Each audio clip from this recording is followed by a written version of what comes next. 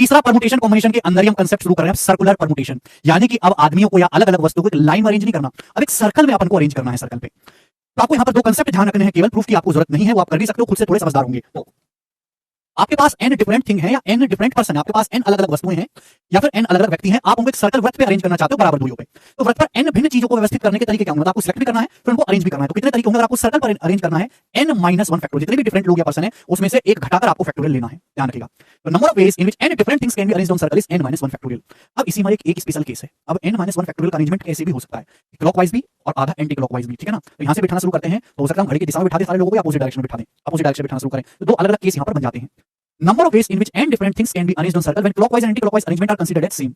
ध्यान सुनिएगा मेरे प्यारे भाई, कितने नंबर ऑफ अरेंजमेंट बनेंगे अगर हम n विभिन्न वस्तुओं के सर्कल में बिठाने की कोशिश करेंगे, ये मानते हुए कि जो हमारा क्लॉकवाइज या एंटी क्लॉकवाइज अरेंजमेंट है वो एकदम सेम है। इसका सबसे अच्छा एग्जांपल है फूलों की एक माला बनाना। फूलों की माला ऐसे सर्कुलर बनाई जाती है, फूलों की माला आप यहां से पुरोना शुरू करते हो, अब एक ही साइड में पुरोगे, ऐसा नहीं कि दोनों जगह फूल जाते जाएंगे, आपने धागा सेट कर लिया उसके आगे ही आप फूल यहां पे फूल लगाते जाओगे, यानी कि मेरे दोस्तों क्लॉकवाइज डायरेक्शन में ही आप जो है फूलों को अरेंज करोगे। फिर मोतियों की एक माला होगी, मोतियों की माला को आप एक या तो क्लॉकवाइज या एंटी क्लॉकवाइज एक ही डायरेक्शन में पुरोगे, तो उस केस में जो टोटल अरेंजमेंट बनेंगे वो बस आधा करना है, n माइनस 1 फैक्टोरियल का आधा, बस ये ध्यान रखना है मेरे दोस्तों, ठीक है ना। तो यहां पे अगर n वस्तु के सर्कल पर अरेंज करना है तो कितने जो है तरीके हो सकते हैं अरेंज करने के रास्ते, n माइनस 1 फैक्टोरियल। लेकिन क्लॉकवाइज ही करें या एंटी क्लॉकवाइज एक ही डायरेक्शन में है, दोनों को किसी भी तरीके से व्यवस्थित कर लो, सेम ही चीज आनी है, जैसे कि फूलों की माला, ठीक है ना। भाई आदमी को अगर मैं यहां से बिठाना शुरू करूं क्लॉकवाइज एंटी क्लॉकवाइज अलग अलग हो जाएगा, आदमी होते हैं अलग अलग, लेकिन फूल तो भैया कैसे भी करो सेम ही आएगा। तो उस केस में मेरे प्यारे में n माइनस 1 फैक्टोरियल बटे दो तरीके हो जाएंगे, ठीक है प्यारे बच्चों। अब इस पर भी सवाल, एक डिनर पार्टी में 6 पुरुष 4 महिलाएं गोल मेज पर बैठते हैं, कितने तरीके से बैठ सकते हैं। यहाँ पे कुछ नहीं बताया कि आदमी औरत कहां बैठना है, कब बैठना है, कैसे बैठना है। 6 पुरुष और 4 महिलाएं, टोटल 10 लोग हो गए, 10 लोगों को एक सर्कल पे बिठाना है, तो कितने तरीके से बैठ सकते हैं, 10 माइनस 1 का फैक्टोरियल यानी कि 9 फैक्टोरियल सवाल का आंसर हो जाएगा। बात समाप्त, आगे चलते हैं। एक हार बनाने के लिए 12 अलग अलग मोतियों को कितने तरीकों से व्यवस्थित किया जा सकता है, हार बनाओगे, ठीक है। अभी मैंने एग्जांपल एक नेकलेस आप बनाते हो मेरे दोस्तों, तो 12 अलग अलग मोतियों को कितने तरीकों से आप प्रो सकते हो, तो 12 माइनस 1 यहाँ पे बटे 2 आएगा, 12 माइनस 1 फैक्टोरियल बटे 2, 11 फैक्टोरियल बटे 2 सवाल का आंसर बनेगा। नेक्स्ट क्वेश्चन, ध्यान से सुनिएगा, हर एक चीज को, हर एक कांसेप्ट को मैंने कंपाइल किया है, जितने बेहतरीन और सिस्टमैटिक वे में मैंने यहाँ पे सारी चीजें आपको प्रस्तुत करी हैं, आपको कहीं और नहीं मिलेंगी, ठीक है ना। बस मेरा लेवल बिल्कुल मरा हुआ नहीं है, बिल्कुल मरे हुए से मैक्सिमम लेवल तक जाता है, वही बच्चे थोड़े रोने लगते हैं। 20 विभिन्न देशों के 20 प्रतिनिधियों के बीच एक गोल मेज पे सम्मेलन होना है, उन्हें कितने तरीके से बिठाया जा सकता है। यहाँ पे 3 क्वेश्चन है, सुनो मेरे प्यारे भाई। 20 देश हैं, 20 देश से 20 अलग अलग रिप्रेजेंटेटिव आए और एक सर्कुलर टेबल पे उनकी होनी है मीटिंग, कितने तरीके से मीटिंग हो सकती है उनकी बैठकर। पहला है विदाउट एनी रेस्ट्रिक्शन, कोई रेस्ट्रिक्शन नहीं है, या कोई रेस्ट्रिक्शन नहीं है तो कहीं भी बिठाओ, ये हो जाएगा 20 प्रतिनिधि हैं तो 20 माइनस 1 यानी कि 19 फैक्टोरियल। मेरे दोस्तों बात समझ में आई, आप बोलोगे हाँ जी sir. When two particular delegate should always sit together, 2 particular delegate ऐसे हैं जिनको हमेशा एक साथ बिठाना है अपन को, जैसे कि मोदी जी और बाइडेन जी। बाकी के 18 जो हैं, देखो बाकी के 18 मेरे प्यारे भाई कैसे भी बैठे हमें कोई फर्क नहीं पड़ता, लेकिन ये 2 लोगों का जो ग्रुप है मोदी जी का और बाइडेन का, ग्रुप 2 लोगों का है, उनको एक साथ ही बिठाना है। यानी कि आप ऐसे समझो मेरे दोस्तों, ऐसे समझो, थोड़ा सा दिमाग लगाना है कि ग्रुप 2 जो 2 लोगों का ग्रुप है, हम इसे एक ही मान के चलेंगे कि भाई ये एक ही एंटिटी है। टोटल हमारे पास समझो कि 19 रिप्रेजेंटेटिव है, 19 20 नहीं है, 19 ही हमारे पास रिप्रेजेंटेटिव है दोस्त, क्योंकि उनमें से 2 तो ऐसे हैं जो एक साथ ही बैठने को राजी होंगे, ठीक है ना। देखो भाई टोटल है 20 लोग, 20 लोगों में से 18 लोग अलग करें और 2 लोग अलग करें, 2 लोग एक साथ ही बैठना चाह रहे हैं, 2 लोग एक साथ ही बैठना चाह रहे हैं, यानी कि 18 और इसको एक ही मानो तो टोटल आपके 19 रिप्रेजेंटेटिव हैं। समझो अगर मुझे 19 लोगों को बिठाना है तो कितने तरीके से बिठा सकता हूं सर्कुलर टेबल पर, 19 माइनस 1, 18 19 हो गया, 19 में से 1 घटाएंगे, 18 फैक्टोरियल तरीके से बिठा सकता हूं। ये आंसर आ जाएगा। नहीं, ये गलती कर दी आप, हो सकता गलती करी, एकदम ठीक कर रहे हैं, बकवास करते हैं। मैंने कहा बकवास नहीं भाई, जो 2 लोग हैं इनको भी तो आपस में इंटरचेंज कर सकते हो, लेफ्ट में आ जाए राइट में आ जाए, इन 2 लोगों को भी तो हम आपस में जो है इधर उधर बिठा सकते हैं। 2 लोगों को कितने तरीके से बिठा सकते हैं फैक्टोरियल, 2 तरीके से, कभी लेफ्ट में राइट में बाजू में आजू में, यानी कि 18 फैक्टोरियल गुणा 2 का फैक्टोरियल मेरे प्यारे भाई। ये वो तरीके हो जाएंगे मेरे प्यारे जिनमें जो है सारे लोग जो है 2 लोग पर्टिकुलरली एक साथ बैठेंगे, 18 फैक्टोरियल गुणा 2। इसी बात को कोई समस्या, आप बोलोगे नहीं सर कोई समस्या नहीं है, तो 2 पर्टिकुलर डेलीगेट एक साथ बैठेंगे, उसके कितने तरीके हैं ये। तीसरा, when 2 particular delegates never to sit together, 2 particular delegate ऐसे जिनको कभी भी हमको एक साथ नहीं बिठाना है, कितने तरीके होंगे। यानी कि मोदी जी बाइडेन एक साथ नहीं बैठे, जहां बैठे वैसे पाकिस्तान रो देगा, उनको एक साथ नहीं बिठाना, ऐसी जो है खूबिया व्यवस्था की गई। तो कितने तरीके हो सकते हैं कि 2 पर्टिकुलर डेलीगेट एक साथ ना बैठे। इसमें से इसको हटा दूंगा तो आ जाएगा ये वाला, इसमें से हटा दूंगा आ जाएगा ये वाला, आप बोलोगे सर वो क्या आएगा। अगर 20 डेलीगेट 20 प्रतिनिधि आए तो उनको सर्कुलर टेबल पर बिठाने के टोटल 20 माइनस 19 फैक्टोरियल तरीके हैं। इन 19 फैक्टोरियल टोटल तरीकों में से 18 फैक्टोरियल गुणा 2 तरीके ऐसे हैं कि 2 पर्टिकुलर डेलीगेट हमेशा एक साथ बैठेंगे। तो अगर मैं माइनस कर दूंगा तो वो उन तरीकों की संख्या आ गई मेरे प्यारे भाई जिनमें वो एक साथ नहीं कतई नहीं बैठ पाएंगे। तो फैक्टोरियल 18 तो बच्चों यहां से कॉमन ही आ जाएगा, फैक्टोरियल 18 यहां बचेगा भैया, फैक्टोरियल 18 कॉमन आ गया तो 19 बचेगा, 19 और यहां से बचेगा 2, तो 19 माइनस 2 आ गया आपका 17, तो फैक्टोरियल 18 गुणा 17 सवाल का आंसर हो जाएगा मेरे प्यारे भाई, ठीक है जी।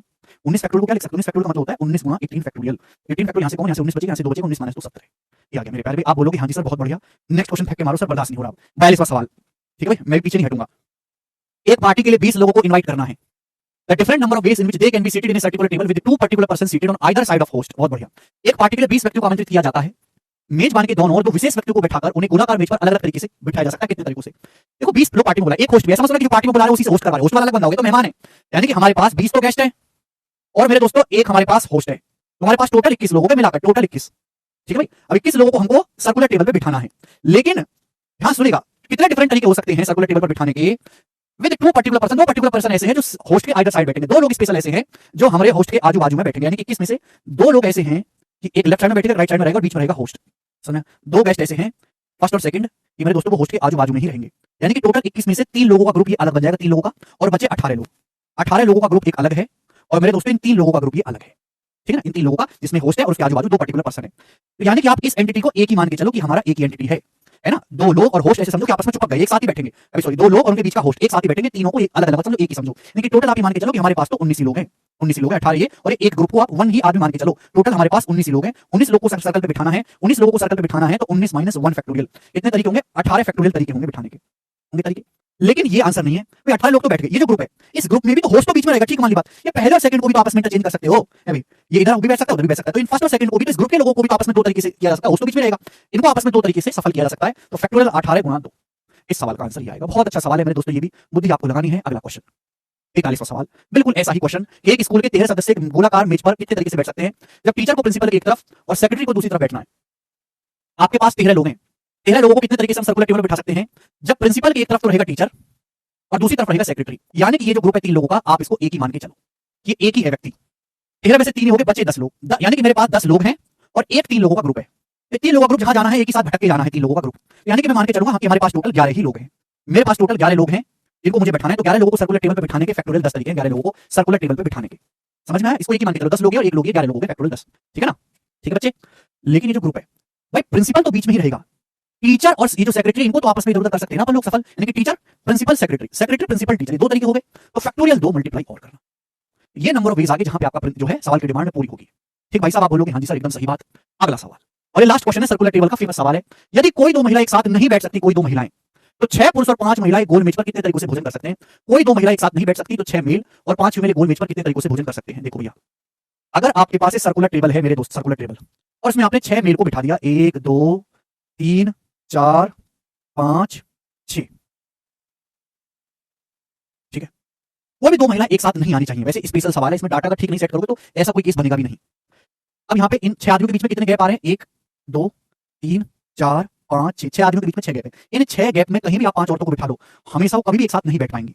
तो आपके पास एक टेबल है, टेबल पे 6 पुरुषों को बिठाने के कितने तरीके हैं? 6 - 1 5 फैक्टोरियल। अगर आपके पास एक टेबल है, टेबल पे n डिफरेंट ऑब्जेक्ट है, 6 डिफरेंट पुरुष है, उनको बिठाने के कितने तरीके होंगे? फैक्टोरियल 5। अब मेरे दोस्तों, आप टेबल सब भूल जाओ कि टेबल कुछ है ही नहीं। अब इन आदमियों के बीच में टोटल 6 जगह हैं। इन 6 जगह में मुझे 5 औरतों को बिठाना है, तो 6 जगह में 6 प्लेसेस पर 5 औरतों को बिठाने के कितने डिफरेंट कॉम्बिनेशन बन सकते हैं? 6p5। 6 अलग-अलग प्लेसेस पर 5 औरतों को बिठाने के कितने तरीके होंगे? 6p5।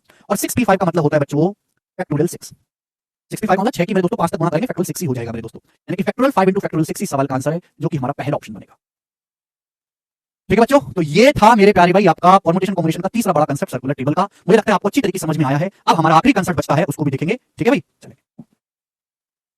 ओके भाई, अब हम डिटेल में पढ़ेंगे कॉम्बिनेशन, और कॉम्बिनेशन पे बेस्ड जितनी भी वैरायटी बनती है, कांसेप्ट बनते हैं, सवाल बनते हैं, वो मैं आपको बहुत बारीकी से समझाऊंगा। कॉम्बिनेशन की परिभाषा मैं आपको ऑलरेडी समझा चुका हूं। कॉम्बिनेशन का मतलब ओनली सिलेक्शन, एक ऐसा अरेंजमेंट जिसमें आप कुछ दी गई n वस्तुओं में से r वस्तु को सिलेक्ट करते हो बिना किसी ऑर्डर की परवाह किए, उसे हम कॉम्बिनेशन कहते हैं। ठीक है भाई, the number of combination of n object taken r at a time without repetition is NCR। इस NCR से डिनोट करते हैं मेरे प्यारे भाई factorial n upon factorial r, और ये n - r फैक्टोरियल। समझ में? आप बोलोगे हां जी सर। एग्जांपल के लिए मैं आपसे कहूं कि आपके पास टोटल 5 खिलाड़ी हैं, आपके पास टोटल 5 खिलाड़ी हैं और आप इन 5 खिलाड़ियों में से 2 खिलाड़ी की कुश्ती कराना चाहते हो। आपके पास टोटल 5 खिलाड़ी हैं और आप उनमें से कोई 2 खिलाड़ी छांट के उनकी कुश्ती कराना चाहते हो, तो आप कितने कॉम्बिनेशन बनेंगे? कितने जो है आप कुश्ती करवा पाओगे? आपके पास टोटल 5 खिलाड़ी हैं, 2 कुश्ती तो 2 लोगों के बीच होती है ना, 2 आप बुला के कुश्ती करवाना चाहते हो, तो कितनी आप कुश्ती करवा पाओगे? टोटल कितने कॉम्बिनेशन बनेंगे? तो कॉम्बिनेशन हो जाएंगे 5c2। और मैंने क्या बताया, इसका फार्मूला है, बट ये जरूरत नहीं है मेरे प्यारे। 5c2 मतलब भाई नीचे अगर 2 लिखा हुआ है तो 5 की 2 बार रिवर्स मल्टीप्लाई, नीचे 2 है, 2 की रिवर्स 2 ही कम, तो 5 और 20 बटा 2 यानी कि 10। तो 10 आप पेयर बना लोगे, 2 लोगों के 10 जो है आप कुश्ती देखने को आपको मिल जाएंगी। ठीक है भाई, ये सिंपल सा नियम है। अब देखिए यहाँ पे कॉम्बिनेशन के आपको प्रूफ की कोई जरूरत नहीं है मेरे प्यारे भाई, कुछ फॉर्मूले नियम आपको पता होने चाहिए, ध्यान से सुनिएगा। सबसे पहला NCR का फॉर्मूला फैक्टोरियल n, नीचे जो संख्या उसका फैक्टोरियल, यहाँ पे गलत लिखा हुआ है, फैक्टोरियल n। ठीक है भाई, और फैक्टोरियल r इनटू ब्रैकेट में क्या आ जाएगा? n - r factorial. ठीक है भाई, ध्यान से सुनिएगा। दूसरा बहुत इंपॉर्टेंट नियम है कि NCR जो होता है वो किसके बराबर होता है? NC n - r के। मैं कई बार बता चुका हूं मेरे प्यारे भाई। जैसे एग्जांपल के लिए आपसे कहा जाए कि 20c17 इसके बराबर है, तो 17 में क्या जोड़ेंगे? 20 हो जाए 3, 20c17 को आप लिख सकते हो 20c3। समझ में? और 20c3 को कैलकुलेट करने का तरीका 20 × 19 × 18, नीचे 3 है, 3 तक उल्टी मल्टीप्लाई करो 20 की, और नीचे 3 × 2 × 1, ये हो गया मेरे दोस्तों। तो 3 दूनी 6, 3 18, तो 19 दूनी 38, 114, 1140 आ जाएगी वैल्यू। समझ में? आप बोलोगे हां जी सर बिल्कुल सही। ठीक है ना, यानी कि अगर NC x NC y के बराबर है तो ये जो x और y है मेरे दोस्तों, इनका सम क्या होगा? या तो x बराबर y होगा या फिर x प्लस y जो है n होगा। इन दोनों का जो सम होगा r से -r कट जाएगा। या तो भाई या तो x और y की वैल्यू बराबर होनी चाहिए, तो सेम ही चीज लिखी हुई है लेफ्ट साइड में राइट साइड में, या फिर ये दोनों बराबर कब होंगे? x और y का सम n होगा। ठीक है जी, आप बोलोगे हां जी सर। दूसरी बात मेरे दोस्तों, NCR plus NCR minus one. बहुत इंपॉर्टेंट नहीं है मेरे दोस्तों, बस आप एक बार ध्यान रखेंगे, देख लेंगे। NCR plus NCR minus one बराबर N plus one CR, NCR plus NCR minus one बराबर N plus one CR. Proof वगैरह की कोई जरूरत नहीं है कि ऐसे हम पढ़ते रहेंगे तो भैया पूरा 12वीं क्लास का सिलेबस है भैया, एक साल पढ़ते हैं, उतना टाइम नहीं है, ठीक है ना। तो आपको वही इंपॉर्टेंट चीज समझनी है जो आपके एग्जाम के लिए जरूरी है। NCR plus NCR minus one बराबर एन प्लस वन सीआर। जैसे एग्जांपल भी लेता हूं, जैसे मैंने लिख दिया 10C4 या 10C6 प्लस 10C5, बताओ किसके बराबर है ये आ गया आपके सामने। तो आप ये कह पाओगे कि सर यहाँ पे देखो दोनों जगह n है, अगर ये r है तो r माइनस वन है, दिखाई दे रहा है। NCR plus NCR minus one क्या हो जाएगा, n प्लस वन। 10 में 1 जोड़ के 11, NCR n plus one CR, 10 में 1 जोड़ के 11 और r की जगह है 6, तो 11 से 6 इसको मैं लिख सकता हूं। समझ में आया? आप बोलोगे हाँ जी सर बिल्कुल सही, समझ में आया, कोई परेशानी नहीं है, ठीक है जी। आगे आगे मोस्ट इंपॉर्टेंट कंसेप्ट आपको जानना है, समझना है मेरे दोस्तों कि NC0 या फिर NCN, इसकी जो वैल्यू हमेशा 1 होती है। NC0 या NCN की जो वैल्यू है वो हमेशा कितनी होती है, 1 होती है। NC0 NCN की वैल्यू क्या होती है, 1। नेक्स्ट और लास्ट इंपॉर्टेंट कंसेप्ट जो आपको ध्यान रखना है, NC0 plus NC1 plus NC2 up to NCN, NC0 plus NC1 plus NC2 plus dot dot dot NCN बराबर 2 की पावर n। ठीक है भाई, अगर हमारे पास n ऑब्जेक्ट में मैं उसमें से पहले 0 सेलेक्ट करता हूं, फिर 1 सेलेक्ट करता हूं, फिर 2, फिर 3 और टोटल जितने कॉम्बिनेशन बनाए जा सकते हैं, एक बार 0 सेलेक्ट, एक बार 1, एक बार 2, एक बार 3 और टोटल क्या हो जाएगा, सबको ऐड करूंगा तो जो वैल्यू आएगी 2 की पावर n होगा, 2 की पावर n। ठीक है जी, कोई परेशानी इसमें? आप बोलोगे नहीं सर कोई परेशानी नहीं, NC0 plus NC1 plus NC2 plus dot up to NCN बराबर 2 की पावर n। मुझे लगता है यहां तक सभी बच्चों को बातें समझ में आई हैं, ठीक है ना। बड़ी आसान सी बातें थी मेरे दोस्त। देखो वैसे तो इसमें और भी काफी सारे नियम है, पर मैंने कहा कि जरूरत नहीं है। एक बात और आपको रह गई यहाँ पे बतानी कि NC1 जो होता है मेरे दोस्तों, NC1 इसकी जो वैल्यू होती है वो n होती है मेरे प्यारे भाई।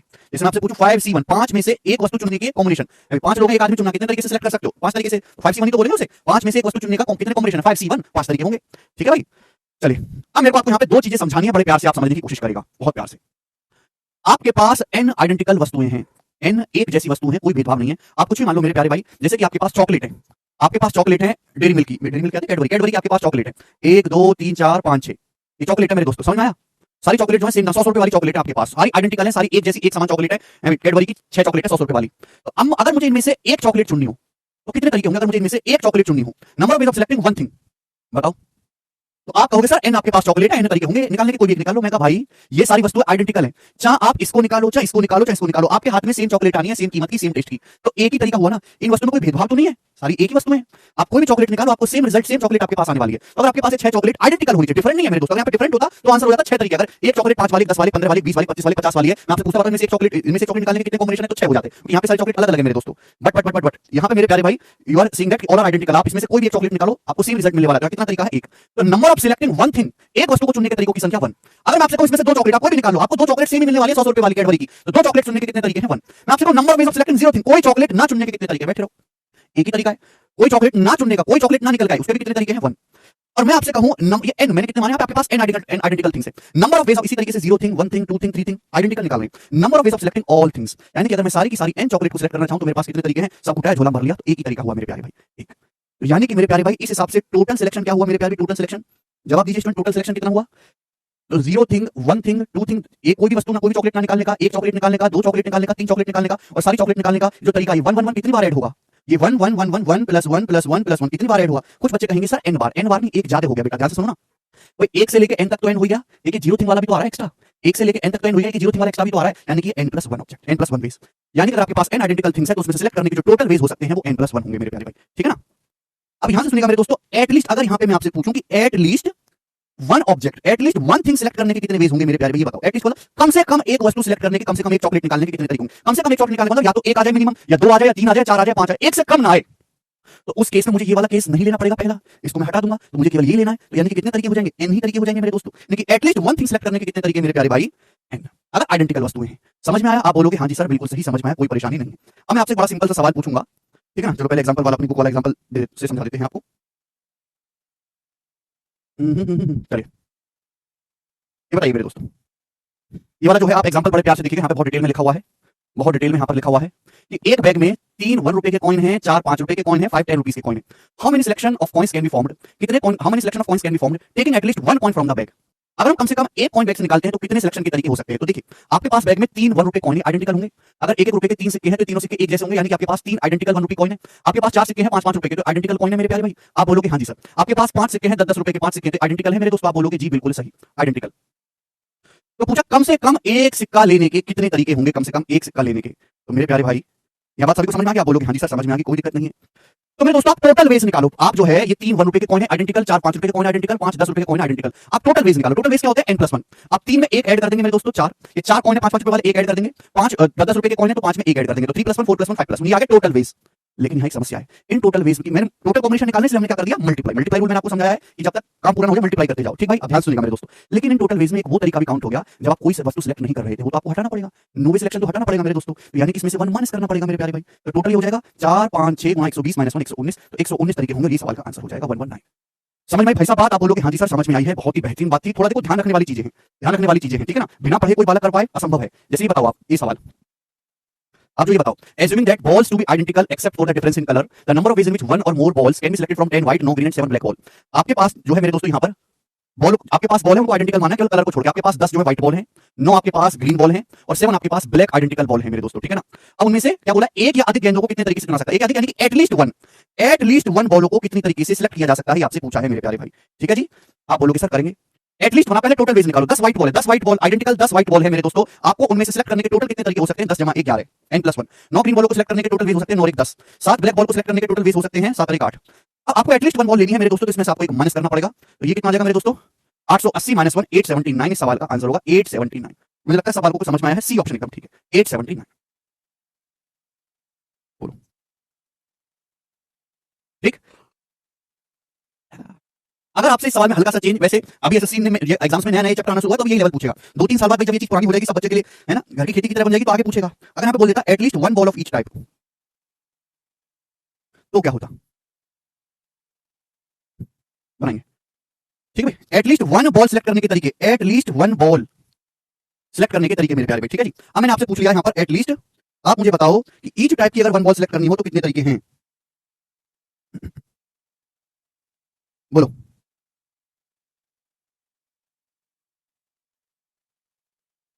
At least one ball of each type, सोचने का टाइम दिया मैंने आपको। देखिए ध्यान से सुनिएगा मेरे प्यारे भाई, यानी कि एटलीस्ट वन 10 व्हाइट 9 ग्रीन और 7 बॉल्स 7 ब्लैक बॉल्स है आपके पास, और आप इसमें से कितनी भी बॉल चुन सकते हो, लेकिन कम से कम हर टाइप की एक बॉल तो होनी ही चाहिए।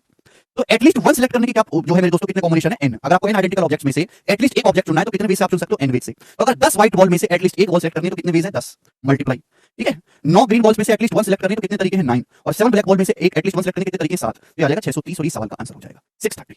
समझ में बात? आप बोलोगे हाँ जी, बस आपको इसमें ये जानना आइडेंटिकल वालों में। अब ना मेरे दोस्तों ये बात सुनिएगा आप, ऑल पॉसिबल सिलेक्शन। ठीक है भाई, ऑल पॉसिबल सिलेक्शन। अगर आपके पास आइडेंटिकल थिंग्स ना हो के डिफरेंट अलग अलग वस्तुएं हो मेरे प्यारे, अलग अलग वस्तुएं एंड डिफरेंट थिंग्स हो, तो एन डिफरेंट थिंग्स में इसको सिलेक्ट करने के टोटल कितने वेज हो सकते हैं। जैसे आपके पास चॉकलेट है, कैडबरी की अलग अलग चॉकलेट है, एक 5 रुपए वाली, कोई 10 रुपए वाली, सबका अलग अलग है। ये अलग है मेरे दोस्तों, ये अलग है, सारी चॉकलेट डिफरेंट डिफरेंट है, 6 चॉकलेट है आपके पास।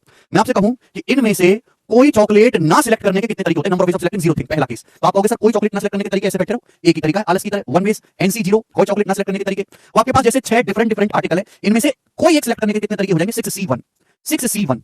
यानी कि अगर आपके पास एन डिफरेंट थिंग्स है, उनमें से एक आर्टिकल सिलेक्ट करने के तरीके कितने होंगे, NC1।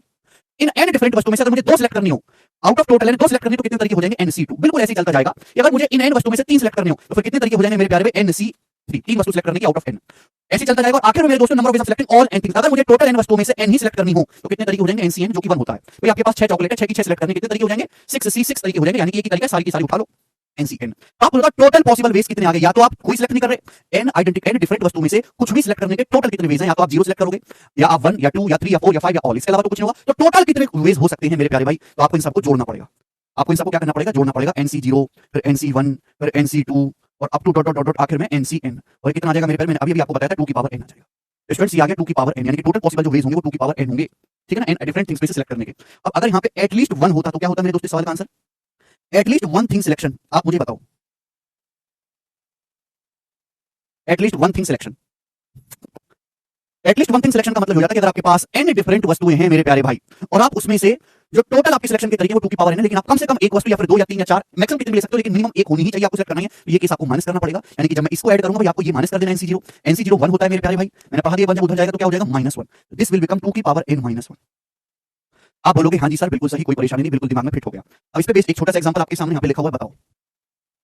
आपके पास 5 डिफरेंट फिजिक्स बुक है, 4 डिफरेंट केमिस्ट्री बुक है और 6 मेरे दोस्तों ये मैथ्स बुक है। मैथ्स बुक है लेकिन सारी की सारी मैथ्स बुक भी 6 की 6 डिफरेंट है, अलग अलग। 5 डिफरेंट डिफरेंट फिजिक्स बुक है इस तरीके से, P1 P2 P3 P4 P5 अलग अलग। ठीक है ना, 4 केमिस्ट्री की बुक है, C1 C2 C3 C4। ठीक है भाई, और 6 मैथ्स की बुक है, ये डिफरेंट डिफरेंट है, M1 M2 M3 M4 M5 M6। ये हुआ मेरे दोस्तों। तो मैं आपसे जानना चाहता हूं और आप मुझे सोच समझ के जवाब दीजिएगा प्यारे बच्चे, कि एटलीस्ट 1 बुक सिलेक्ट करने के कितने तरीके हैं, जवाब दो, एटलीस्ट 1 बुक।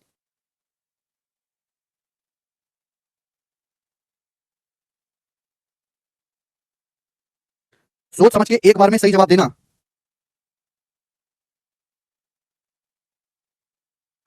देखिए इसमें तो कुछ है ही नहीं, at least one book, at least one book.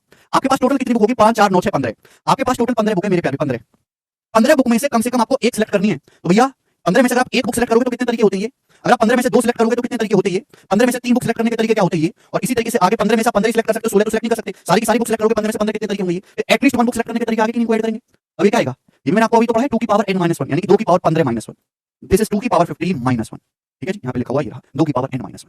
समझ में बात? आप बोलोगे हाँ जी sir. Now at least one book of each subject, each subject की कम से कम एक बुक सिलेक्ट करने के कितने वेज हैं? अगर ईच हर सब्जेक्ट की एक फिजिक्स केमिस्ट्री मैथ्स की एटलीस्ट कम से कम एक बुक सिलेक्ट करनी है, मैक्सिमम आप कितने भी ले सकते हो, तो कितने तरीके हैं? तो एटलीस्ट वन में से आपको क्या करना है? 2 की पावर n -1 करना है। हमारे पास फिजिक्स की 5 डिफरेंस बुक हैं, तो 2 की पावर 5 -1 हो जाएगा इसी में। ये फिजिक्स की एटलीस्ट वन बुक सिलेक्ट करने के तरीके हो गए। हमारे पास केमिस्ट्री की 4 बुक हैं, तो 2 की पावर 4 -1 हो जाएगा। हमारे पास मैथ्स की 6 बुक हैं, तो मैथ्स की 6 बुक में से कम एक सिलेक्ट करने के कितने तरीके? ये तो टोटल वेज कितने हो जाएंगे? मल्टीप्लाई। ये आंसर हो जाएगा। समझ में आया? आप बोलोगे हाँ जी सर बिल्कुल सही समझ में आया है, कोई परेशानी नहीं है। ठीक है दोस्त, आगे चलें। अगर मैं इस सवाल में आपसे हल्का सा चेंज कर देता हूं, ठीक है ना, और ये मैक्सिमम लेवल है जो आपके पेपर, देखो ऐसा नहीं कि यही है कि यहाँ अंत हो जाती है चीजें, नहीं, इसके अलावा भी परमुटेशन कॉम्बिनेशन में आगे बहुत कुछ है, उसकी कोई लिमिट नहीं है, लेकिन आपके लेवल के हिसाब से जो आपके पेपर में पूछाएगा ये मैक्सिमम है, इससे ऊपर नहीं जाएगा। अब मैं यहाँ पे चेंज कर दिया थोड़ा सा, बोला है 5 डिफरेंट फिजिक्स की बुक है, 4 अलग अलग केमिस्ट्री की बुक है और 6 आइडेंटिकल मैथ्स बुक, यानी कि मैथ्स की जो बुक है वो आइडेंटिकल है। वो सिलेक्ट करने के कितने तरीके? At least one book. मैंने आपको बताया number of selecting one, at least one book out of जो है n आइडेंटिकल थिंग्स, n एक समान वस्तु में से कम एक वस्तु सिलेक्ट करने के कितने तरीके हैं? n। बात समझ में आती है? उसके बाद प्यार से समझने की कोशिश करेगा, n डिफरेंट थिंग्स में से एटलीस्ट वन सिलेक्ट करने के कितने तरीके हैं? 2 की पावर n -1, 2 की पावर n -1। अब यहाँ पर आपको देखो 5 तो डिफरेंट फिजिक्स की बुक है और आपकी 4 डिफरेंट केमिस्ट्री की बुक है, लेकिन मैथ्स की सारी बुक आइडेंटिकल है। एटलीस्ट वन बुक सिलेक्ट करने के कितने तरीके हैं मेरे दोस्तों? देखो आप यहाँ से एटलीस्ट वन को छोड़ो, आप टोटल वेज निकालो, टोटल वेज। 5 डिफरेंट फिजिक्स की बुक को सिलेक्ट करने के कितने तरीके हैं? 5 डिफरेंट फिजिक्स की बुक को सिलेक्ट करने के टोटल वेज कितने? 2 की पावर 5। 4 डिफरेंट केमिस्ट्री की बुक को सिलेक्ट करने के टोटल कितने वेज है? 2 की पावर 4, 2 की पावर 4 लिखा हुआ है ना, लिखा हुआ है टोटल पॉसिबल वेज। 6 आइडेंटिकल है, 6 एक जैसी गणित की बुक को सिलेक्ट करने के कितने तरीके? 6 + 1 7। ये टोटल वेज आ गए मेरे दोस्तों, टोटल वेज यहां से बुक सिलेक्ट करने के टोटल वेज। लेकिन इन टोटल वेज में एक वो भी है नो सिलेक्टिंग वाला, इन टोटल वेज में वो भी तरीका है कोई सिलेक्ट ना किया जाए। तो अगर मैं इसमें से एक माइनस कर दूंगा तो आ गया एटलीस्ट वन वाला आ गया। बताओ फर्क क्या पड़ा इसमें? ये तो वही तो है, बस यहाँ पे ये फर्क पड़ा है, 2 की पावर 5 और 2 की पावर 4 तो 2 की पावर 9 ही हो जाएगा ना। तो यहाँ पे जो मैंने लिखा था कहां गया? पहले जो मैंने आपको लिखा था कि यहाँ पे अगर सारी डिफरेंट थी तो क्या दिया? 2 की पावर 15, 2 की पावर, अगर यहाँ पे सब डिफरेंट होता तो 2 की पावर 5 गुणा 2 की पावर 4 गुणा 2 की पावर 6, ये टोटल वेज हो गए और उसमें से -1 किया, ये क्या आ गया? 2 की पावर 15 -1 लिख दिया था मैंने। अब यहाँ पे 2 की पावर 6 ये नहीं आएगा क्योंकि सारी आइडेंटिकल कर दी तो क्या आ जाएगा? 7 आ जाएगा, बस यही तो फर्क पड़ा और तो कोई फर्क पड़ा नहीं। ठीक है बच्चे, आप बोलोगे हाँ सर। अब दूसरा केस देखिएगा, at least one book of each subject, each subject की कम से कम एक बुक सिलेक्ट करने के कितने तरीके हैं? At least one book of each subject, if you are selecting one book of each subject at least, तो 5 डिफरेंट फिजिक्स की बुक है, इनमें से कम एक सिलेक्ट करने के कितने तरीके हैं? 2 की पावर 5 -1। 4 केमिस्ट्री की बुक्स में से डिफरेंट केमिस्ट्री बुक्स में एटलीस्ट वन सिलेक्ट करने के कितने तरीके हैं? 2 की पावर 4 -1। और 6 मैथ्स की आइडेंटिकल बुक है, इनमें से एटलीस्ट वन सिलेक्ट करने के कितने तरीके? 6 एन आइडेंटिकल थिंग्स में से एटलीस्ट वन सिलेक्ट करने के तरीके हैं n, सबकी मल्टीप्लाई कर देंगे और ये आपके सवाल का आंसर हो जाएगा। ठीक है प्यारे स्टूडेंट्स, आप बोलोगे हाँ जी सर बहुत सही। तो देखो ये दो कंसेप्ट आपको समझाने थे, मैंने आपको समझाए दोनों कंसेप्ट और फिर मैंने आपको उन पे एग्जांपल भी ले लिया, सभी को समझ में आया होगा। ठीक है ना, चलो आगे चलेंगे। अब यदि 19C3R बराबर 19CR + 3 है तो इनका मान बताओ, बताइए। यदि ये बराबर है तो या तो दोनों सेम होगा, अगर मैं दोनों को सेम करता हूं तो 3R बराबर R + 3, तो R का मान आ जाएगा यहां से 3/2, ये आ जाएगा R का मान। ये तो पॉसिबल नहीं है मेरे दोस्तों, फ्रैक्शन डेसिमल रूट में नहीं होना चाहिए कॉम्बिनेशन, ये हटाओ। यदि यानी कि मेरे दोस्तों अभी मैंने समझाया कि NCR जो है किसके बराबर होता है? NCn - R के, यानी कि इन दोनों का जो सम होगा वो n होना चाहिए। इन दोनों का सम क्या आएगा? 3R + R 4R, 4R + 3 बराबर 19। यहां से 4R बराबर आ जाएगा 19 - 3 16, तो स्मॉल r कितना आ जाएगा? 4, 4 चौक 16। 4 इस सवाल का आंसर है बी ऑप्शन। ठीक है भाई, नेक्स्ट 17C4 + 17C14 का मान क्या है? ठीक है, बेसिक सवाल है मेरे दोस्तों, मैंने अपनी तरफ से जो बना दी बच्चों को, इतनी सिंपल सी चीज पूछने लगे। कभी कंसेप्ट सिखाया कि NCR + NCR - 1 बराबर n + 1 CR, सिखाया था कि नहीं? आप कहोगे सर यहाँ तो ऐसा है नहीं है, देखो जरा खोल के दिमाग। 17C4 + 17C14, अब ये 14 क्या है? 17C14 को ये भी लिख सकता हूँ 17C3, 14 3 17 होता है, 17C3 लिख सकते हैं। अब अगर NCR है तो NCR - 1 नहीं है तो क्या आ जाएगा? n + 1 का मतलब 17 × 18, n + 1 CR और R कितना है? 4, तो 18C4 इसका आंसर है। ठीक है भाई, आप बोलोगे सर बहुत बढ़िया। अब यहां से प्रॉपर सवाल शुरू है कॉम्बिनेशन के। इन how many veg 5 student can be selected out of 9 students? 9 students में से 5 स्टूडेंट कितने वेज से सिलेक्ट किए जा सकते हैं? नॉट अरेंज नहीं करना, सिलेक्ट किए जा सकते हैं। तो 9 में से 5 स्टूडेंट कितने तरीके से सिलेक्ट किए जा सकते हैं? 9C5। अब 9C5 हो गया, 9C5 को आप ऐसे भी लिख सकते हो 9C4, 5 4 9, और 9C4 कैलकुलेट करने का तरीका क्या है? 9 8 7 6, नीचे 4 है तो 4 तक रिवर्स जाना है, फिर नीचे 4 3 2 1। ठीक है भाई, यहाँ पे 4 दूनी 8 से आपका 8 कट जाएगा और 3 से 6 2 बार कट जाएगा, तो 9 7 63 दूनी 126, 126 इस सवाल का आंसर होगा बी ऑप्शन, 126। बोले हाँ, आप बोलोगे जी एक पार्टी में 12 लोग हैं, यदि उनमें से प्रत्येक एक दूसरे से हाथ मिलाते हैं तो पार्टी में कितने हाथ मिलते हैं? पार्टी में 12 लोग हैं मेरे प्यारे भाई। अब हाथ मिलाने के लिए कितने लोगों की जरूरत है? 2 लोग। हर 2 लोगों को आपस में कॉम्बिनेशन बना वो हाथ मिलाएंगे। ठीक है भाई, काफी कुछ मिला सकते हैं लेकिन हाथ मिलाने के लिए 2 लोगों की जरूरत है। मतलब इनडायरेक्टली सवाल है कि 12 लोगों पार्टी में है तो 12 में से 2 लोगों के कितने ग्रुप बनाए जा सकते हैं? बस पार्टी में अगर 12 लोग हैं तो 2 लोगों के कितने ग्रुप बनाए जा सकते हैं? 12C2, 2 लोगों का ग्रुप हाथ मिलाएगा आपस में, तो 12 × 11/2, ये तो हो जाएगा मेरे दोस्तों। 2 × 12 यानी कि 66 सवाल का आंसर हो जाएगा सी ऑप्शन। ये बताएंगे। एक पार्टी में 11 लोग हैं, यदि उनमें से हर एक आदमी एक दूसरे से गले मिलते हैं तो कितनी बार गले मिलेंगे? गले मिलने के लिए दो व्यक्तियों की जरूरत है, ठीक है ना? सब एक दूसरे को झपकी नहीं पाते, गले मिलते, सोफिस्टिकेटेड पार्टी है, महंगी शराब चल रही वहां पे, तो पार्टी में 11 लोग हैं मेरे दोस्तों, दो लोग गले मिलते हैं, तो यानी कि दो लोगों के कितने कॉम्बिनेशन बन सकते हैं? 11 C2, बस लैंग्वेज को पकड़ना है, 11 गुणा 10 बटे 2 गुणा 1, ये आ जाएगा मेरे दोस्तों, कितना आ जाएगा ये? 55, बी ऑप्शन आंसर। आगे चलेंगे। एक पार्टी के समापन पर कुल 28 बार हाथ मिलाने का आदान प्रदान हुआ। ये मानते हो कि प्रत्येक प्रतिभागी अन्य सभी के प्रति समान रूप से विनम्र था, कोई भी एटीट्यूड में नहीं है, हर आदमी हर से हाथ मिला रहा है। उपस्थित लोगों की संख्या कितनी है? अगर पार्टी में n लोग उपस्थित हैं तो n में से हर दो आदमी मिलकर हाथ मिलाएंगे तो हाथ कितने मिलेंगे? NC2, दो लोगों को कितने कॉम्बिनेशन बनेंगे? n लोगों में से NC2 या 28। अब यहां से सॉल्व करना, मैं सॉल्व तो करूंगा नहीं, मैं तो ऑप्शन से उठाऊंगा। 14 गुणा 13 बटे 2, 7 गुणा 6 बटे 2, 9 गुणा 8 बटे 2, ये 8, डी ऑप्शन। अगर मैं यहाँ पे n की जगह 8 लूंगा मेरे प्यारे भाई, 8 8C2 क्या हो जाएगा? n की जगह मैं 8 लूंगा तो 8C2 क्या आ जाएगा? 8 गुणा 7 बटे 2 एकम 2 1 आ जाएगा ना 28, 56 बटे 2 सेटिस्फाई करेगा, यानी कि कितने हो जाएंगे? 8 लोग। समझ में? आप बोलोगे हाँ जी सर बिल्कुल सही, कोई प्रॉब्लम नहीं है, ठीक है। नए साल के दिन कक्षा का प्रत्येक छात्र दूसरे छात्र को कार्ड भेजता है, डाकिया 600 कार्ड डिलीवर करता है, तो आपसे पूछा क्लास में कितने स्टूडेंट हैं? जैसे आप ये मान के चलो कि क्लास में n स्टूडेंट हैं, तो जैसे मैं ये मान के चलो क्लास के 5 स्टूडेंट है, 1 2 3 4 5, तो ये वाला स्टूडेंट जो है खुद को थोड़ा कार्ड भेजेगा, बाकी चारों को भेजेगा। तो अगर मेरे दोस्तों क्लास में 5 स्टूडेंट है तो हर स्टूडेंट कितने को कार्ड भेज रहा है? 4 स्टूडेंट्स को, हर स्टूडेंट 4 स्टूडेंट्स को कार्ड भेज रहा है। तो अगर क्लास में n स्टूडेंट्स है तो कार्ड्स कितने स्टूडेंट्स को भेजेगा? n-1 स्टूडेंट्स को, यानी कि हर स्टूडेंट्स जो है वो n-1 स्टूडेंट्स को कार्ड भेजेगा, टोटल n स्टूडेंट्स है। तो n स्टूडेंट्स कितने कार्ड भेजेंगे टोटल मिलाकर? फिर n गुणा n-1, ये हो जाएगा कि नहीं? जैसे एग्जांपल के लिए समझो, जैसे 5 स्टूडेंट्स है, ये स्टूडेंट्स कार्ड भेज रहा है तो बाकी 4 को भेजेगा, तो n स्टूडेंट्स को कार्ड कितने स्टूडेंट को भेजेंगे? n-1 स्टूडेंट्स को। आप बोलोगे हाँ जी सर, तो n-1 स्टूडेंट्स को कार्ड भेजेगा हर स्टूडेंट्स, अगर n स्टूडेंट्स है तो कुल कितने कार्ड भेजे जाएंगे? n गुणा n-1 बराबर 600। आप मुझे खुद बताओ, यहाँ पे एक इक्वेशन बन गई और ऑप्शन से 25 सेटिस्फाई कर रहा है, ए ऑप्शन।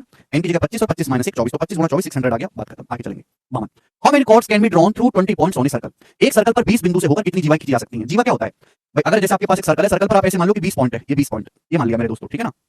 अब 20 पॉइंट से कितनी जीवा खींची जा सकती है? सब जीवा होती है सर्कल के किसी भी दो पॉइंटों को मिलाने वाली लाइन, यानी कि अल्टीमेट सवाल ये भी बन सकता है कि 20 बिंदुओं से होकर जाने वाली कितनी रेखाएं पॉसिबल हैं? अगर 20 पॉइंट्स एक ही प्लेन में है, एक ही समतल में है, तो उनसे टोटल कितनी लाइंस खींची जा सकती है? सवाल है। देखो, एक लाइन खींचने के लिए मुझे 2 पॉइंट्स की जरूरत है, 2 पॉइंट्स को मिला दो मेरे प्यारे भाई, एक लाइन खींच जाएगी। 2 पॉइंट्स को आप मिला दो मेरे दोस्तों, एक लाइन खींच जाएगी, यानी कि मेरे हर 2 पॉइंट के कॉम्बिनेशन से एक लाइन ड्रॉ होगी। अगर आपके पास 20 पॉइंट है तो 20 पॉइंट्स में 2-2 पॉइंट के जितने कॉम्बिनेशन बनेंगे उतनी लाइन खींची जा सकती है। आप बोलोगे हाँ सर, यानी कि बहुत डिटेल में आपको गहराई में सोचना है कि एक लाइन खींचने के लिए 2 बिंदु की आवश्यकता होती है, 2 पॉइंट, हर 2 पॉइंट जो है एक लाइन में तो होते ही होते हैं, ठीक है भाई। तो अगर 20 पॉइंट्स में 2-2 पॉइंट के जितने कॉम्बिनेशन बनेंगे उतनी ही लाइन ड्रॉ खींची जा सकती है, उतनी जीवा खींची जाएगी सर्कल पर। तो आउट ऑफ 20 पॉइंट्स 2-2 पॉइंट के कितने कॉम्बिनेशन बनेंगे? 20C2, जो कि हो जाएगा 20 गुणा 19 बटे 2 गुणा 1, यानी कि मेरे दोस्तों 190 है, 190 खींची जा सकती है। बी ऑप्शन सवाल का आंसर है, सभी बच्चों को समझ में आया होगा।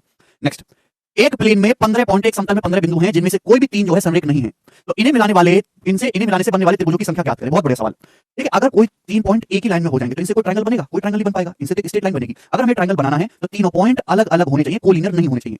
ट्रायंगल तभी बनेगा जब तीनों पॉइंट्स कोलिनियर ना हो। देखिए, 2 पॉइंट तो हमेशा कोलिनियर संरेख होते हैं, कोई भी 2 पॉइंट उठा लो एक लाइन में तो होंगे, लेकिन तीसरा पॉइंट इस लाइन पर नहीं होना चाहिए, कहीं और होना चाहिए, तो ट्रायंगल बनेगा। तो आपके पास टोटल 15 पॉइंट है, इनमें से कोई भी 3 पॉइंट ऐसे नहीं है जो एक लाइन में आ रहे हो, लेकिन सारे 15 पॉइंट इधर उधर छितरे पड़े हैं। तो आपसे पूछा इन्हें मिलाने वाले त्रिभुजों की संख्या। देखिए, त्रिभुज कब बनेगा? 3 पॉइंट के कॉम्बिनेशन से, 3 नॉन कोलिनियर, 3 असंरेखीय बिंदु, 3 अलग अलग पॉइंट जो एक लाइन में ना आते हो, उनके कॉम्बिनेशन से, हर 3 पॉइंट के कॉम्बिनेशन से एक ट्रायंगल बनेगा। अगर मेरे पास टोटल 15 पॉइंट हैं तो बस मुझे ये काउंट करना है कि इन 15 पॉइंट्स में 3-3 पॉइंट्स के कितने कॉम्बिनेशन होंगे, इन 15 पॉइंट्स में 3-3 पॉइंट्स के कितने कॉम्बिनेशन बनेंगे, बस मुझे ये काउंट करना है, उतने ही आपके ट्रायंगल होंगे। 15C3, तो 15C3 का मतलब क्या होता है मेरे दोस्तों? 15 गुणा 14 गुणा 13 बटे 3 गुणा 2 गुणा 1, तो 3 पंजे 15 और ये 2 सत्ते 14, तो 13 सत्ते 91, 91 की 5 में गुणा करेंगे तो 455, 455 सवाल का आंसर है। बी ऑप्शन एकदम सही है, बी ऑप्शन, ठीक है भाई। आगे चलेंगे। एक सतह पर 10 बिंदु हैं, बहुत बढ़िया, जिनमें से 4 कोलिनियर हैं। अच्छा जी, 4 कोलिनियर हैं। इन बिंदुओं से कितने त्रिभुज बनेंगे? ठीक है ना, इनमें से कितने बिंदु बनेंगे? मतलब आपके पास 10 पॉइंट हैं, 4 कोलिनियर हैं मेरे दोस्तों, ऐसे 1 2 3 4, चारों एक लाइन में, बाकी जो 6 अलग अलग है ना, 1 2 3 4 5 6, इस तरीके से सब अलग अलग है बाकी, ठीक है जी। बाकी कोई भी यहाँ पर कोलिनियर नहीं है, ठीक है भाई, सब अलग अलग है। ये 4 पॉइंट जो है आपके कोलिनियर बन रहे हैं, ये वाले चारों, ठीक है, ये वाले चारों। तो इनसे कितने ट्रायंगल बन सकते हैं बताओ?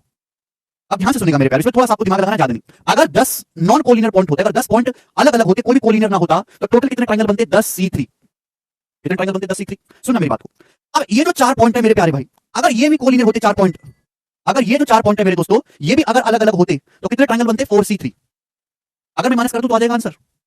इन 4 पॉइंटों से, ये 4 पॉइंट कोलिनियर हो गए तो इनसे तो कोई ट्रायंगल बनेगा नहीं, तो 4 पॉइंटों से, 4 बिंदुओं से बनने वाले ट्रायंगल की संख्या को अगर मैं माइनस कर दूंगा टोटल ट्रायंगल में से, तो आंसर आ गया कि नहीं आ गया? आप बोलोगे हाँ जी सर आ गया। इन चारों पॉइंटों का आपस में मिलाकर तो कोई वो बनेगा नहीं। हाँ, ये जरूर हो सकता है कि इसके साथ बनाएगा, इसके साथ ट्रायंगल बनाएगा, इसके साथ बनाएगा, इसके साथ बनाएगा, ये ट्रायंगल, ठीक है। लेकिन चारों के आपस में इससे कोई ट्रायंगल नहीं बनेगा। तो टोटल 10 पॉइंट से कितने ट्रायंगल बनेंगे? 10C3। इन चारों पॉइंटों से कितने ट्रायंगल बनने चाहिए थे? 4C3, वो नहीं बन पाएंगे तो माइनस कर देंगे। 10C3 का मतलब 10 गुणा 9 गुणा 8 बटे 3 गुणा 2 गुणा 1।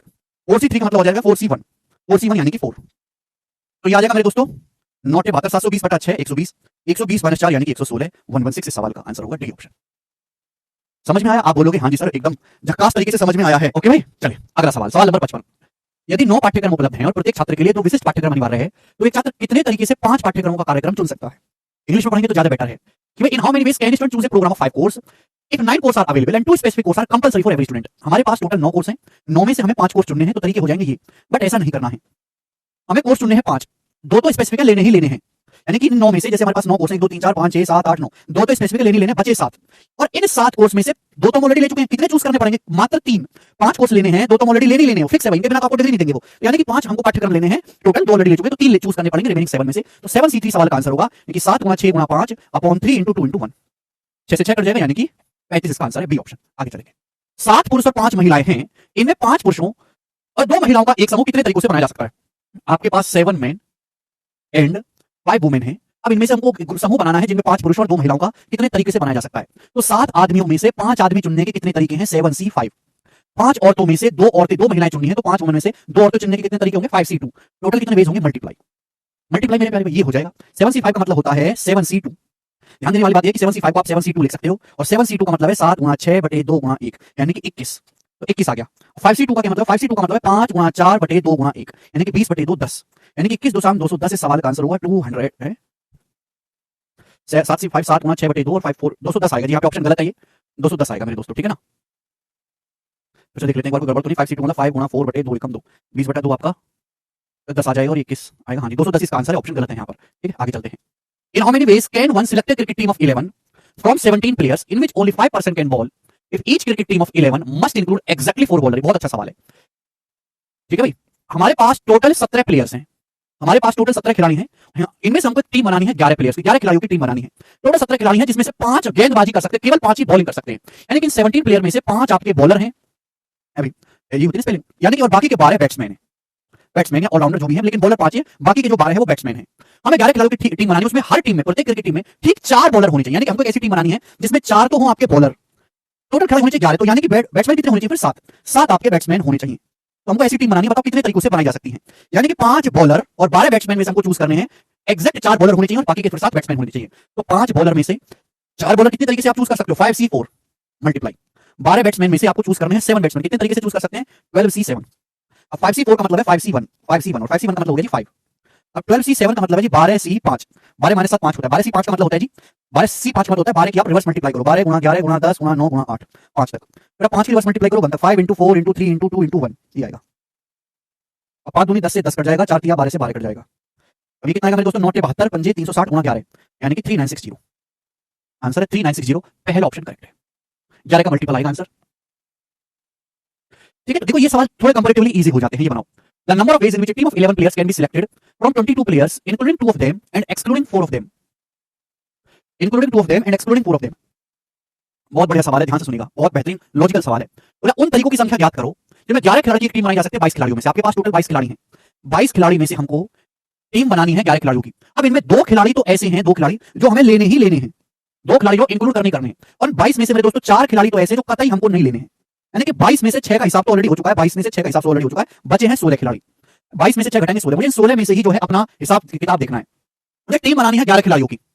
11 खिलाड़ी में से 2 को तो हमने ऑलरेडी शामिल कर लिया, वो तो लेने ही लेने, अब ऐसे शामिल किया जाना 2 को। 11 में से हम 2 ऑलरेडी ले चुके हैं, तो बचे 9। यानी कि हमें इन 16 खिलाड़ियों में से 9 खिलाड़ियों को ही सिलेक्ट करना है। तो कितने तरीके हो जाएंगे? 16C9, ये बेस हो जाएंगे कि 22 में से हम 2 तो ऑलरेडी ले चुके हैं, 9 ही खिलाड़ी, 2 तो लेने ही लेने हैं, 2 पर्टिकुलर खिलाड़ी है, विराट कोहली, रोहित शर्मा लेने ही लेने हैं। बाकी हमारे पास बचे 20 खिलाड़ी, 20 में से 4 तो कतई लेने को भगा देना, बचे 16 खिलाड़ी। 16 में से हमको चूज कितने करने पड़ेंगे? 2 तो ऑलरेडी ले चुके हैं, 9 ही चूज करने पड़ेंगे, टीम 11 की बननी है। तो 16C9 कोई ऑप्शन नहीं है, तो बी ऑप्शन है भाई। क्यों भाई? 9 और 7 16 होता है ना, 16C9 को हम 16C7 कहेंगे, तो बी ऑप्शन आंसर होगा इस सवाल का। काफी ट्रिकी अच्छा सा सवाल था, बनाए करो।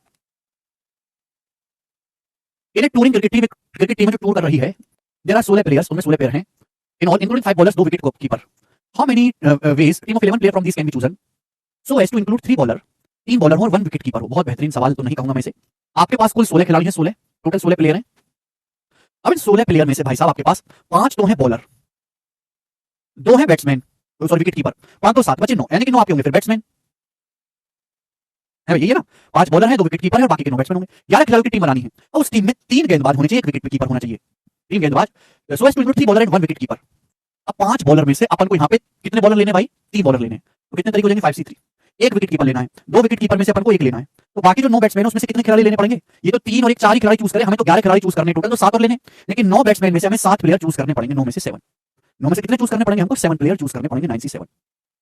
ठीक है बच्चे, तो 5C3 मतलब 5C2 आ जाएगा 20, 2C1 मतलब 2, 9C7 का मतलब 9C2, यानी कि 9 गुणा 8 बटे 2 गुणा 1 यानी कि 36, तो 72 गुणा 20 1440। कुछ गड़बड़ है, अगर 3 गेंदबाज 1 विकेट कीपर 3 और 1 4 बचा 7, 5 गुणा हाँ सॉरी 10 आएगा, ये 5C3 मतलब 10 आएगा, 5C3 मतलब 5C2, तो 5 गुणा 4 बटे 2 गुणा 1 10 आएगा, तो 36 गुणी 72 720, 720 आ जाएगा मेरे दोस्तों। सवाल का आंसर सी ऑप्शन एकदम टन टन टन टन। आगे चलेंगे, बढ़ाओ 60। ये सब चीजें प्रोबेबिलिटी में बहुत काम आएंगी, जो यहाँ के लॉजिक है वही प्रोबेबिलिटी में इस्तेमाल होंगे, इसलिए चैप्टर अच्छे से पढ़ना बहुत जरूरी है। 13 क्रिकेट खिलाड़ियों में 4 गेंदबाज है, तो 11 खिलाड़ियों की क्रिकेट टीम कितने तरीके से बनाई जा सकती है जिसमें कम से कम 2 गेंदबाज शामिल हों? कम से कम 2 गेंदबाज। ये बहुत अच्छा सवाल है, बहुत अच्छा सवाल। अगर यहाँ पे ये अगर कम से कम हटा देना तो सवाल में कोई दम नहीं बचता, ये सवाल पिछले सवालों की तरह हो जाएगा। आपको बोला है कि हमारे पास 13 प्लेयर हैं टोटल, 13 क्रिकेट खिलाड़ी हैं टोटल, उनमें से 4 आपके बॉलर हैं, हमें टीम बनानी है 11 खिलाड़ियों की। कितने तरीकों से टीम बनाई जा सकती है, कितनी क्रिकेट टीमें बनाई जा सकती हैं कि कम से कम 2 गेंदबाज शामिल हो, कम से कम 2 हो, 2 से ज्यादा होगा तो हमें कोई दिक्कत नहीं, यानी कि कम से कम 2 बॉलर तो होने चाहिए, 2 बॉलर बॉलर। अगर मैं कम से कम 2 बॉलर लेता हूं फिर तो 9 मुझे लेने पड़ेंगे बैट्समैन, एक तो रास्ता ही हो जाएगा 9 बैट्समैन। ये एक तरीका हो गया टीम बनाने का, वन वे। और किसी काम को करने का दूसरा तरीका अगर मैं ढूंढता हूं तो मैं क्या करता हूं, प्लस दूसरा ये हो सकता है कि मैं 3 बॉलर लूं तो फिर मुझे बैट्समैन लेने पड़ेंगे 8, 3 8 11 खिलाड़ी हो गए ना, 8 लेने पड़ेंगे बैट्समैन। फिर भैया मेरे पास 4 ही बॉलर है, अगर मैं 4 के 4 बॉलर ले लेता हूं, 4 के 4 बॉलर, तो मुझे फिर बैट्समैन लेने पड़ेंगे 7 बैट्समैन। ठीक है ना, तो टीम बनाने का भाई या तो मैं टीम इस तरीके से बनाऊंगा वो वाली टीम जिसमें 2 बॉलर रहेंगे, ये एक तरीका हो गया। फिर दूसरा तरीका मैंने ढूंढा उसी काम को करने का, तो प्लस आएगा, 3 बॉल हो जाएंगे, है 3 बॉलर में लूंगा तो बैट्समैन 8 लेने पड़ेंगे, फिर ये आया अगर मैं 4 बॉलर लूंगा तो 7 बैट्समैन लेने पड़ेंगे। अब इन तीनों को मुझे ऐड करना पड़ेगा भाई। अब 2 बॉलर है, 4 बॉलर में 4 बॉलर है मेरे पास और 9 बैट्समैन है, 13 खिलाड़ी है, 4 बॉलर है, तो बाकी के 9 क्या होंगे, बैट्समैन होंगे। अब 4 बॉलर में से 2 बॉलर चुनने के कितने तरीके, 4C2। अब 9 बैट्समैन में से अगर 9 ही बैट्समैन चुनने तो कितने तरीके, 9C9 प्लस 4 बॉलर में से 3 बॉलर चुनने के तरीके क्या, 4C3 और 9 बैट्समैन में से 8 बैट्समैन चुनने के तरीके 9C8 प्लस 4 बॉलर में से 4 बॉलर चुनने के तरीके 4C4 और 9 बैट्समैन में से 7 बैट्समैन चुनने के तरीके 9C7। ये आ जाएगा मेरे प्यारे भाई, समझ में बात। अब मुझे इसको ऐड करना पड़ेगा, तो 4C2 का मतलब आ जाएगा 6, 4 3 6 और 9C9 का मतलब 1 यानी कि 6 आ गया। 4C3 का मतलब हो गया 4, 9C8 का मतलब हो गया 9, 9C8 का मतलब 9C1 9 यानी कि 4 नाम 36। 4C4 का मतलब हो गया जी मेरे दोस्त यहाँ पर 1, ठीक है भाई, ओके। और 9C7 का मतलब हो गया 9 गुणा 9C2 यानी कि 9 गुणा 8 बटे 2 गुणा 1 यानी कि 36, तो 36 36 72 और 78 यानी कि 78, तो 78 वेज टीम बनाई जा सकती है। सी ऑप्शन सवाल का आंसर है ऑप्शन नंबर सी, ठीक है। क्वेश्चन नंबर 61, 52 कार्ड के टास्क की गड्डी है, उसमें से 5 कार्ड संयोजनों की संख्या निर्धारित करें, ये 5 कार्डों के प्रत्येक चैन में ठीक एक बादशाह हो, एग्जैक्ट 1 किंग हो। बताओ जी, आपके पास टास्क की गड्डी है जिसमें 52 पत्ते हैं, हम उसमें से 5 कार्ड जो है निकालते हैं, 5 कार्ड के कॉम्बिनेशन आपको निकालने हैं और 5 कार्ड के कॉम्बिनेशन में से एक्जैक्टली एक किंग होना चाहिए। देखिए मेरे दोस्तों, अगर आपके पास 52 कार्ड्स हैं, 52 में से 5 कार्ड्स निकालते हो, अब देखो इन 52 कार्ड्स में से किंग कितने होते हैं, 4 किंग होते हैं, 8 चिड़ी 5 हुकुम 4 किंग होते हैं मेरे प्यारे भाई, और 52 यानी कि बचे कितने कार्ड, 48 कार्ड बचे। अब ध्यान सुनिएगा, आपसे बोला कि 5 कार्ड के ऐसे कितने कॉम्बिनेशन बनेंगे जिसमें एक्जैक्टली एक किंग होगा। आप 5 कार्ड निकाल रहे हो तो एक किंग जो आना चाहिए वो इन 4 कार्डों में से आना चाहिए, 4 किंग में से, 4 किंग के कार्डों में से एक किंग आपको निकल के आना चाहिए। बची 48 कार्ड, 48 कार्ड्स मेरे प्यारे भाई, यानी कि 48 कार्ड में से फिर बाकी के 4 कार्ड निकलने चाहिए, 5 कार्ड में से एक तो किंग है, तो बाकी कितने बचे, 4 कार्ड्स बचे कि नहीं, तो बाकी के 4 कार्ड्स 48 में से निकल के आने चाहिए, तो कितने कॉम्बिनेशन बनेंगे, मल्टीप्लाई। ये हो जाएगा कि नहीं हो जाएगा, आप बोलोगे हाँ जी सर ये तो बहुत ही बेहतरीन निकला, 4C1 का मतलब 4 और 48C4 मतलब थोड़े थोड़े लॉजिक आपको डेवलप करने, और ये ऐसे लॉजिक है जो आप कितना भी बेसिक पढ़ लो कुछ भी आपको बता दिए नहीं, ये केवल सवालों की ज्यादा से ज्यादा प्रैक्टिस से ही डेवलप होंगे लॉजिक, है ना। बाकी तो सब कुछ पता ही है। 48C4 क्या होता है भैया, 48 गुणा 47 गुणा 46 गुणा 45 और नीचे क्या आ जाएगा मेरे दोस्तों, नीचे आ जाएगा 4 × 3 × 2 × 1, ठीक है ना। वैसे तो कैलकुलेशन यहाँ पर काफी ज्यादा हो गई, ठीक है, बस हमको कोई मल्टीप्लाई करना नहीं है, ऑप्शन है, ठीक है बच्चे। तो यहाँ पर क्या चलेगा, 4 के बाद 24 दूनी 48 चला जाएगा मेरे प्यारे दोस्तों। अब देखो 47 गुणा 40 तो है ही, और ये कितना बचा मेरे दोस्तों, 4 दूनी 8 8 गुणा 45 360, तो 360 गुणा 47 गुणा 46 पहला ऑप्शन आंसर हो गया, पहला ऑप्शन, ठीक है ना। 47 × 46 तो दिखाई दे रहा है, बाकी 4 दूनी 8 गुणा 45 360 हो गया भैया, 360 × 47 × 46। और बढ़िया सवाल, आगे चलेंगे 62 नंबर। देखो बच्चे सवाल को कौन करेगा, एक समूह में 4 गर्ल्स एंड 7 बॉयज हैं, तो 5 लोगों की टीम को कितने तरीके से चुना जा सकता है। अब 3 यहाँ पे आपसे सवाल पूछे हैं, ठीक है ना। आपके पास जो स्टूडेंट्स 4 गर्ल्स एंड 7 बॉयज हैं और इनमें से 5 सदस्यों की टीम चुननी है। पहला सवाल है कि टीम में कोई गर्ल नहीं होनी चाहिए। अगर टीम में कोई गर्ल नहीं है, team has no girl that means all should be boys, यानी कि हमें कोई टीम चुननी है जिसमें सारे बॉयज होने चाहिए, और बॉयज किस में से चुनूंगा, बॉयज में से, यानी कि टीम हैज नो गर्ल मतलब ओनली 5 बॉयज मेरे को सिलेक्ट करने हैं। ये तो मतलब है इस बात का, मेरे पास टोटल बॉयज कितने, 7 बॉयज में से 5 बॉयज सिलेक्ट करने के तरीके क्या आएंगे, 7C5 और 7C5 मतलब 7 गुणा 6 अपॉन 2 गुणा 1, क्योंकि 7C5 का मतलब होता है 7C2, 7C2 की वैल्यू आ गई आपका 21। तो पहले सवाल का आंसर तो 21 आ गया। Second case, at least 1 boy and 1 girl, ये आ गया मेरे दोस्तों, एटलीस्ट 1 बॉय एंड 1 गर्ल। हम 5 सदस्यों की टीम चुनेंगे लेकिन कम से कम एक लड़का और एक लड़की तो होनी चाहिए, यानी कि मेरे दोस्तों या तो हम 1 गर्ल और 1 बॉय लें, एक तरीका हो गया, या फिर 1 गर्ल और 4 बॉय। मैं 4-5 लोगों की टीम चुनी है तो हम 1 गर्ल और 4 बॉय चूज करेंगे, ये एक तरीका हो गया। प्लस इसी काम को करने का दूसरा तरीका, यही सिलेक्शन का दूसरा तरीका है कि हम 2 गर्ल लें और 3 बॉयज ले लें। तीसरा हो सकता है कि हम यहाँ पे 3 गर्ल लें और 2 बॉयज ले लें, 3 2 5। चौथा हो सकता है कि हम 4 गर्ल्स ले लें और 1 बॉय ले लें, यही हो जाएगा कि नहीं। और इससे आगे तो कुछ नहीं है ना मेरे प्यारे भाई। तो ये वो केस आगे जहां कम से कम एक बॉय और एक गर्ल तो हमेशा है, ठीक है ना। यहाँ तक किसी कोई समस्या? एक गर्ल, चार लड़कियों, लड़कियां हमारे पास चार है, बॉयज सात है, चार में से गर्ल चुनने के तरीके 4C1। अब 7 बॉयज में से 4 बॉयज चुनने के तरीके 7C4 प्लस प्लस। अब 2 गर्ल्स, 4 गर्ल्स में से 2 गर्ल्स चुनने के तरीके 4C2। अब 7 बॉयज में से 3 बॉयज चुनने के तरीके 7C3 प्लस 3 गर्ल्स, 4 में से 3 गर्ल्स चुनने के तरीके 4C3। 2 बॉयज, 7 बॉयज हमारे पास है टोटल, 2 बॉयज चुनने के कितने तरीके हैं? 7C2 प्लस 4 गर्ल्स, 4 में से 4 गर्ल्स चुनने के तरीके 4C4 और 1 बॉयज, 7 में से 1 बॉयज चुनने का तरीका 7C1। समझ में बात? आप बोलोगे हाँ जी सर बिल्कुल सही, कोई परेशानी नहीं है। अब 4C1 4 हो गया, 7C4 मतलब 7 6 5 और ये जो है क्योंकि 7C4 को मैं ऐसे लिखूंगा ना 7C3 हो जाएगा 7 6 5 इंटू 3 गुणा 2 गुणा 1, यानी कि आ जाएगा आपका 35, 35 चौका 140। अब 4C2 कितना आ गया? 4C2 आ गया 6 और 7C3 आ गया जी आपका 35, ठीक है भाई, प्लस और 4C3 आ गया 4C1, 4C1 मतलब 4, 7C2 आ गया आपका 21 प्लस 4C4, 4C4 आ गया 1 और 7C1 आ गया मेरे दोस्तों आपका 7। समझ में? आप बोलोगे हाँ जी सर बिल्कुल सही, कोई परेशानी नहीं। तो 140 प्लस 210 350 है भाई, और 21 चौक 84 और 7 91, तो कितना आएगा 1 और 35 और 9 ये आपका 44 441। तो 441 सवाल का आंसर बनेगा मेरे दोस्तों 441। 210 350 और आपका 91 जब इसमें ऐड करेंगे मेरे दोस्तों 450 से 9 का 441। ठीक है भाई, अच्छा सवाल है मेरे प्यारे भाई। नेक्स्ट आपके सामने एटलीस्ट 3 गर्ल्स, हमको 5 सदस्यों की टीम चुननी है मेरे प्यारे भाई, और उसमें से एटलीस्ट 3 गर्ल्स होनी चाहिए, कम से कम 3 गर्ल्स होनी ही चाहिए। ठीक है भाई, बताओ क्या होगा? एटलीस्ट 3 गर्ल्स मतलब हो गया मेरे दोस्तों कि या तो मैं 3 गर्ल्स चुनूंगा तो मुझे बॉयज लेने पड़ेंगे 2, या फिर मैं 4 गर्ल्स चुनूंगा तो मुझे बॉयज लेना पड़ेगा 1, या फिर मैं 5 गर्ल्स चुनूंगा। 5 गर्ल्स तो चुन ही नहीं सकता ना, लड़कियां ही 4 हैं, यानी कि ये हो जाएगा कि नहीं? ये मेरे पास 2 रास्ते हो गए। मैं अगर कम से कम 3 लड़के लेनी है, मुझे 5 लोगों की बनानी है टीम, अगर मैं 3 लड़के लूंगा तो बॉयज लेना पड़ेगा 2 और मैं 4 लड़के लूंगा तो बॉयज लेना पड़ेगा 5 लड़के ले नहीं सकता, टोटल लड़कियां 4 है, तो ये हो जाएगा एटलीस्ट 3 गर्ल्स का।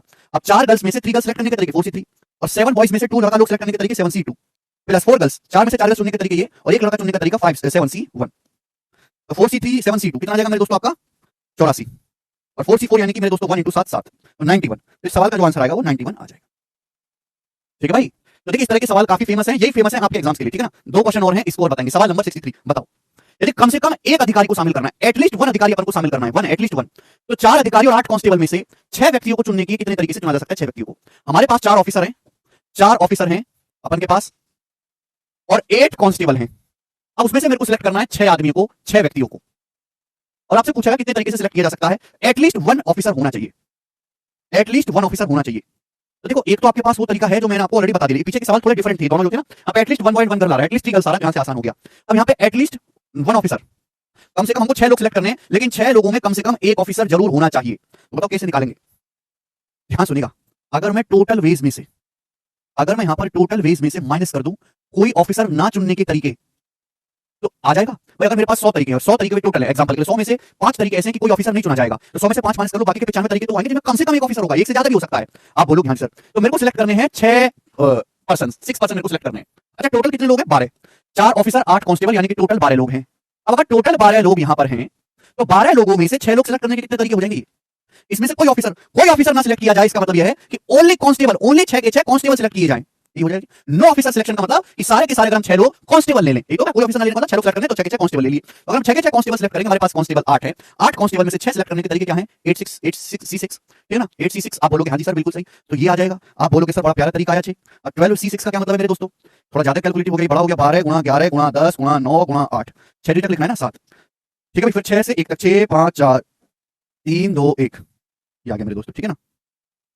तो 12 2 120, 6 5 30 चौका 120, उसके बाद 9 72, तो 6 से 72 जाएगा 12 बार, तो 12 7 84 गुणा 11 कितना आ जाएगा? 840 प्लस 84 924, फिर 924 आ गया माइनस 8C6, 8C6 का मतलब है 8C2, 8C2 का मतलब है 8 गुणा 7 बटे 2 गुणा 1, यानी कि 28। तो माइनस करेंगे 900, 900 से भी 4 माइनस करेंगे 896, तो 896 आना चाहिए। ये रहा, दिख रहा है मेरे को सी ऑप्शन, खत्म।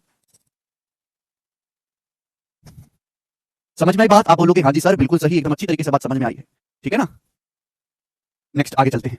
सवाल नंबर है आपके सामने लास्ट, इस चैप्टर का ये लास्ट सवाल है, और प्यारे भाई मैंने ये बहुत अच्छी तरीके से पढ़ाया है और आपके लॉजिक्स डेवलप हो गए हैं, ठीक है ना, क्योंकि मैंने बहुत ज्यादा वैरायटी, हालांकि मैं ये नहीं दावा कर रहा कि सारे परमुटेशन कॉम्बिनेशन सब हो चुका है, इसके अलावा कुछ बचता नहीं है, कि परमुटेशन कॉम्बिनेशन बहुत वास्ट टॉपिक है जो कि 12th में है। 12th में जब आईटी की तैयारी के दौरान और बड़े एग्जाम्स की तैयारी के दौरान जब पढ़ते हैं तो बहुत ही भयंकर सवाल बनते हैं, ठीक है ना। बट आपको तो थोड़े नीचे लेवल पे रहना है, आपके कॉम्पिटिशन के हिसाब से संपूर्ण है, ठीक है ना। 6 लड़कों और 4 लड़कों के समूह में से 4 बच्चों को कितने तरीकों से चुना जा सकता है ताकि समूह में हमेशा कम से कम एक लड़का मौजूद रहे? ओके, ये भी ऐसा ही सवाल हो गया। हमारे पास जो है ऐसा क्वेश्चन है, 6 बॉयज हैं एंड 4 गर्ल्स हैं, में से 4 बच्चों को कितने तरीके से चुना जा सकता है? 4 बच्चों को किसकी हमेशा कम से कम एक लड़का मौजूद रहे, एक लड़का। जवाब दो मेरे प्यारे, कम से कम एक लड़का मौजूद रहे, कैसे करेंगे? अब 6 बॉयज और 4 गर्ल्स में से हमको 4 बच्चों को चुनना है। अब उनका टोटल सिलेक्शन के कितने तरीके? टोटल लोगों के यहाँ पे 10, टोटल स्टूडेंट हमारे पास 10 है, तो 10 में से 4 स्टूडेंट्स को चुनने के तरीके हैं ये। हमें यहाँ पर यह है कि एटलीस्ट 1 बॉय सिलेक्ट होना चाहिए, तो अगर टोटल में से माइनस कर दूंगा, एटलीस्ट 1 बॉय सिलेक्ट करना है, अगर टोटल सिलेक्शन के तरीकों में से मैं माइनस कर दूंगा कि कोई लड़का ना सिलेक्ट किया जाए तो आ जाएगा, और 9 बॉय का मतलब कि सारी की सारी क्या ले ली जाए, गर्ल्स। ये 4 गर्ल्स ले ली जाए, हमको 4 बॉय 4 स्टूडेंट सेलेक्ट करने हैं ना, तो 9 बॉय का मतलब कि 4 गर्ल्स में से चारों की चारों गर्ल्स सेलेक्ट कर ली जाए, ये आ जाएगा आंसर। तो 10C4 का मतलब 10 गुणा 9 गुणा 8 गुणा 7 और नीचे 4 गुणा 3 गुणा 2 गुणा 1, 4 के 12 दूनी 24, 72 3 बार यानी क्या आ जाएगा 210, और 4C4 मतलब 1 माइनस करेंगे तो 209, तो 209 सवाल का आंसर हो जाएगा, जो कि आपका बी ऑप्शन बनेगा। तो यही इसका आंसर है स्टूडेंट्स। मेरे को लगता है कि आपको ये बात अच्छी तरीके से समझ में आई है, एक भेले की आपको इसमें परेशानी नहीं है। ठीक है जी, चलिए। और इसी के साथ एक चैप्टर पूर्ण समाप्त होता है। मैंने आपको हर चीज को जो हमने यहाँ पर टच किया है, चाहे वो नंबर फॉर्मेशन हो, चाहे वो अल्फाबेटिकल ऑर्डर को सेट करने वाला सवाल हो, कॉम्बिनेशन सिलेक्शन वाले सवाल, सर्कुलर राउंड टेबल हो, हाथ मिलाने वाले हो सवाल, ठीक है ना, बेसिक हो, परिभाषा हो, डेफिनेशन हो, हर किसी को। ठीक है, आपको ये वीडियो कैसा लगा मुझे जरूर बताएं, ठीक है भाई। और आपने इस वीडियो से कुछ सीखा है तो उसको जरूर एप्रिशिएट करें, अपने दोस्तों के साथ शेयर करें। ठीक है, चलिए, धन्यवाद भाई, बाय।